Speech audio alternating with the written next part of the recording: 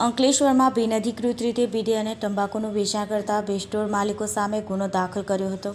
Gujarat general store અને modern સ્ટોરમાં બીડી ઉપર તથા તંબાકુ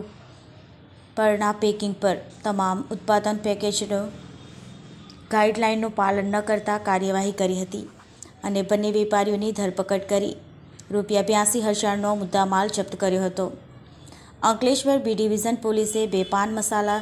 સ્ટોરમાં સરકારની ગાઈડલાઇન મુજબ બીડી અને તંબાકુનું વેચાણ ન કરતા 2 વેપારીઓ સામે કાર્યવાહી કરી કાયદેસરનો કોરડો વીજાયો હતો. બી ડિવિઝન પોલીસ મથકના સ્ટાફ પેટ્રોલિંગમાં હતા તે દરમિયાન બાતમી મળી હતી કે પ્રતિન ચોકડી પાસે આવેલ ગુજરાત જનરલ સ્ટોર અને મોડર્ન સ્ટોરમાં બીડી ઉપર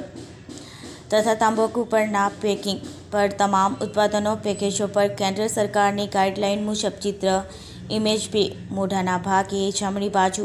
2 હોઠ કપાયેલવાળું તંબાકુ user date younger unit today call મુજબની કાર્યવાહી હોય છે. તેમ છતાં સ્ટોર વધારે ચિત્ર ઇમેજ 2 વિના અને જૂની ઇમેજવાળું તંબાકુ વેચાણ કરતા હોવાનું જણાઈ આવતા પોલીસે બંને સ્થળોએથી 82,000થી વધુની